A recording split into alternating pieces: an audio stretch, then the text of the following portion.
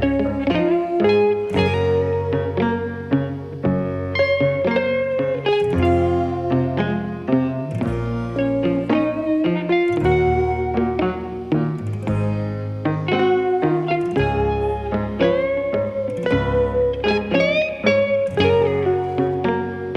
同学们好，欢迎来到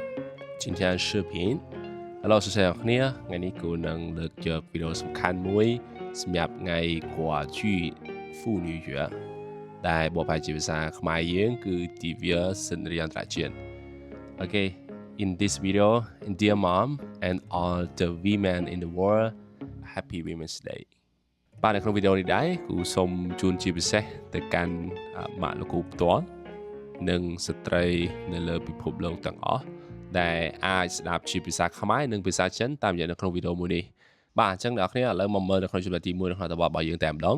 ដោយរាល់ដងគឺយើងតែងតែលើកឡើងទៅលើសឹងសសិនមុននឹងយើងចាប់ផ្ដើមវាទី1គឺពាក្យថា妇女节妇女节បកមកថាទិវាសិទ្ធិនារី勤劳បកមកថាអ្នកដែលខំធ្វើការឧស្សាហ៍ព្យាយាមណាគេថាឧស្សាហ៍ណាគេប្រើពាក្យថា勤劳这个勤人对不对吗这个懒人懒ហ្នឹងគឺខ្ជិល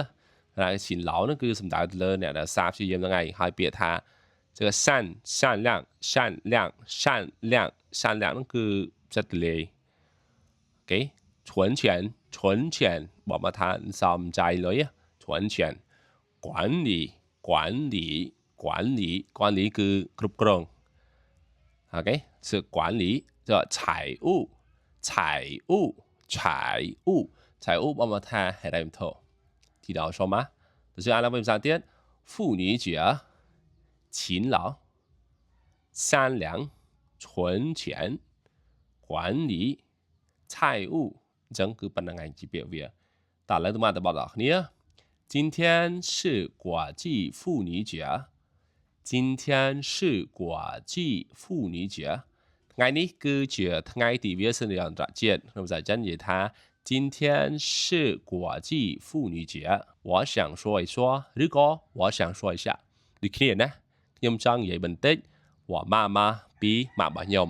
ចឹងល្អមែនតើនៅក្នុងតបហ្នឹងណា这个我想说一说我妈妈ម៉ាក់របស់ខ្ញុំ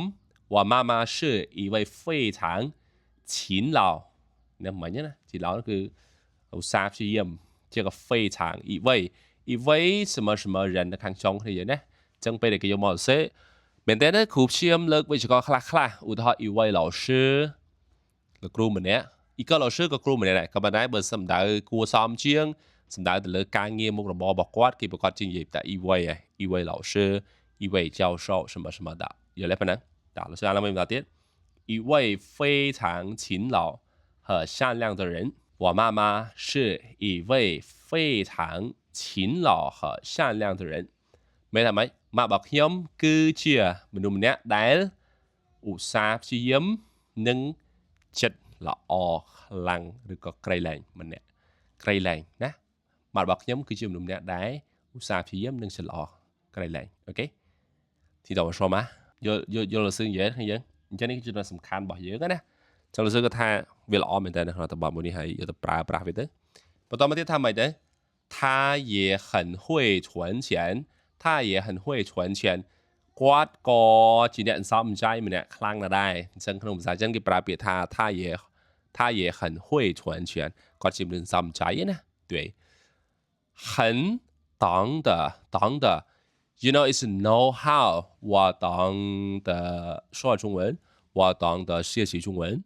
我懂得管理家庭的财务ចឹងនេះគឺជាពាក្យទូទៅពាក្យតង់តហ្នឹងបើមកថាដឹងពីរបៀបមួយណាឧទាហរណ៍ថា我很懂得说中文ខ្ញុំយល់អំពីរបៀបនិយាយភាសាចិន I know how to speak you know I know how to learn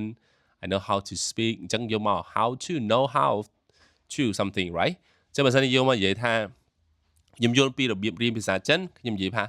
我懂得学习中文学习汉语I know how to study Chinese I know how to study Chinese in Chinese we say 懂得 it's a very unique one you have to remember and take note something here okay ចឹង take note វាណាចឹង practice វាតោះ这样来为啥点？很懂得管理家庭的财务ចឹងមានថាម៉េចគាត់ថាគាត់យល់ដឹងអំពីរបៀបនៅក្នុងការគ្រប់គ្រងហិរញ្ញវត្ថុនៅក្នុងគ្រួសារបានយ៉ាងល្អយ៉ាងត្រឹមត្រូវអញ្ចឹងយកមកនិយាយក្នុងភាសាចិនប៉ុណ្្នឹងឯងមកដល់អត្ថបទទី1ហ្នឹងអ្នកគ្នាមកដល់អ្នកគ្នាអត្ថបទទី1ហ្នឹង今天是国际妇女节我想说一说我妈妈是一位非常勤劳和善良的人她也很会存钱很懂得管理家庭的财务អ្នកគ្នាអាចលុបភេទចៅអានណាដោយសារតែមានមិត្តភ័ក្ដិយើងខ្លះគាត់អត់ទាន់ចេះអានអត់ភេទអញ្ចឹងlike លោកsưព្យាយាមដាក់ភេទនៅក្នុងហ្នឹងទៅតាមពិតបាយដាក់ភេទនេះកាន់តែល្អមែនតើចូលទៅចំណុចបន្តទៀតតោះគ្នាអូខេតោះអូខេអ្នកគ្នាអញ្ចឹងក្នុងចំណុចនេះគឺមាន4ពាក្យពាក្យទី1គឺពាក្យជួនពេបកថាត្រៀមឬក៏រៀបចំអញ្ចឹងណាអញ្ចឹងបើសិនតែគេយកមកនិយាយថាជួនពេ就是ចោឆានឬក៏ចោហ្វាន់ធៀមឬក៏រៀបចំអាហារពេលព្រឹកយើងស្ដាប់គឺរៀបចំអាហារពេលព្រឹកអញ្ចឹងងាយស្រួលយល់មែនតើចុះពាក្យគួនស៊ីនគឺ take care បានបារម្ភខ្វល់ខ្វាយចិត្តទុកដាក់ទៅលើអីចឹងទៅ对不对吗就是保养បើថា to complain ណាអញ្ចឹងមានន័យថាម៉េចរអ៊ូអត់ጧមអីមួយហ្នឹងគេក្នុងភាសាចិនគេបាទប្រើពាក្យហ្នឹងឯងគេប្រើពាក្យថា保养ហើយមួយទៀតគឺពាក្យ耐心គឺអត់ធ្មត់ស៊ូទ្រាំអូខេ每天他都很早起床រាល់ថ្ងៃគាត់សិតតែក្រោកពីគេងពីព្រលឹមឬក៏ពីព្រឹក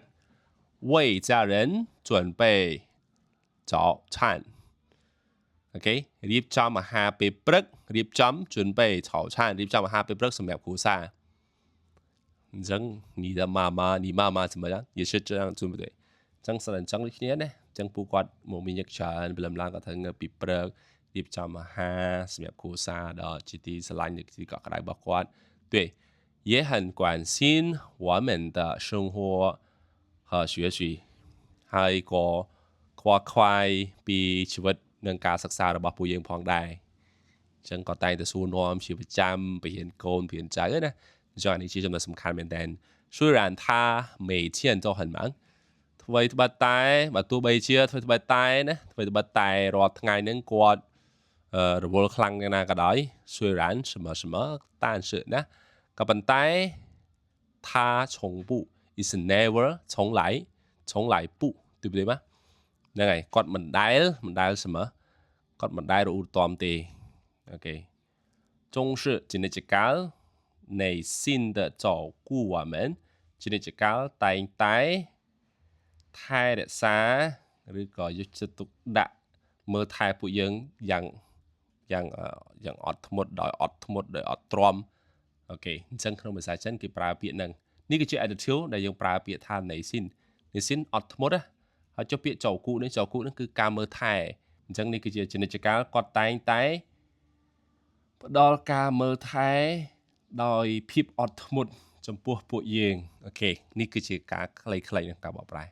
តោះយើងឡើងវិញភាសាទៀត每天他都很早起床为家人准备早餐ឬក៏早饭 OK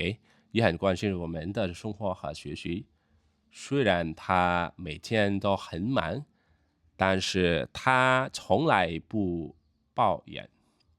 总是耐心的照顾我们对那么好的大家មិនដែរក្នុងអត្ថបទហ្នឹងល្អមែនតើពាក្យណាសឹងកុំភ្លេចយកទៅប្រើប្រាស់អូខេឥឡូវយើងទៅបន្តទៀតចាំដឹងថាចំណុចបន្តទៀតគឺជាគេ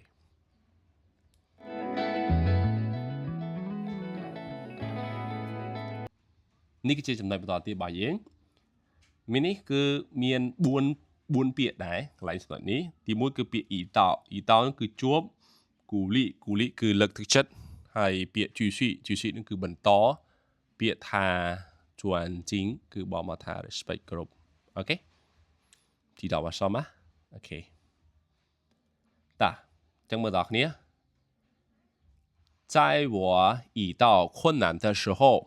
ពេលដែលខ្ញុំជួបនៅបញ្ហាលំបាកម៉ាម៉ា总是鼓励我ម៉ាជានិច្ចកាលតែងតែលើកទឹកចិត្តខ្ញុំ让我继续的努力 OK ខ្ញុំបន្តការខិតខំប្រឹងប្រែង对我来说បាននិយាយចំពោះខ្ញុំ妈妈不仅是我家人ម៉ាក់មិនគ្រាន់តែជាសមាជិកម្នាក់ក្នុងមនុស្សម្នាក់នៅក្នុងក្រុមគ្រួសារទេ也是ក៏គឺជាអូខេមនុស្សម្នាក់ដែលខ្ញុំគោរពបំផុត对吗？这个也是我最尊敬的人，对不对吗？这个尊敬的人，那么好的 ，OK， 这里គឺជាសំខាន់នៅក្នុងអត្ថបទបន្តទៀតភាសាពេលវេលាខ្លីដែលចឹងគ្រូសូមនិយាយលឿនតិចណាហើយបើសិនជាអត់តណាសូមសួរសើវិញចឹងពូជីនណាពូជីន什么也是ចឹងទៅចឹងនេះគឺជាពាក្យវិញក្នុងការប្រើប្រាស់ក្នុងភាសាចិនហើយរាំង我继续努力ឲ្យខ្ញុំបន្តការខិតខំប្រឹងប្រែងឬក៏បន្តការអត់ធ្មត់ខិតខំប្រឹងប្រែង继续努力然后老师常说你继续努力的学习什么的អូខេនេះគឺជាការប្រើប្រាស់វាទូទៅអូខេតោះឥឡូវទៅបន្តទៀតនៅក្នុងចំណុចបន្តរបស់យើងជាចំណុចចុងក្រោយតើវាមានអត្ថន័យខ្លឹមសារសំខាន់ប៉ុណ្ណាឥឡូវទៅមើលដល់គ្នាអូខេ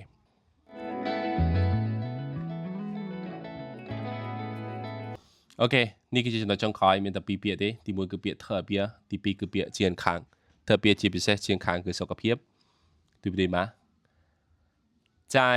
这个特别日子里នៅក្នុងថ្ងៃពិសេសមួយនេះ我想对妈妈说ខ្ញុំចង់និយាយចំពោះម៉ាក់妈妈谢谢您ម៉ាក់ខ្ញុំអរគុណម៉ាក់អូខេ祝您祝什么什么快乐对不对吗祝您妇女节快乐អូខេជូនពររីករាយថ្ងៃទិវាសិទ្ធិនារី身体健康សុខភាពល្អអូខេ那么非常好的អូខេសម្រាប់អ្នកនរគ្នាដែលមានសំណួរសូមសួរនៅក្នុង comment បើសិនបើចូលចិត្តវីដេអូសូម like subscribe សម្រាប់វីដេអូបន្តនេះគឺជាវីដេអូភាសាចិនដែលនឹងជំរុញឲ្យអ្នកនរគ្នាចេះភាសាចិនប្រកបដោយស្តង់ដារជួបគ្នានៅវីដេអូក្រោយបាយ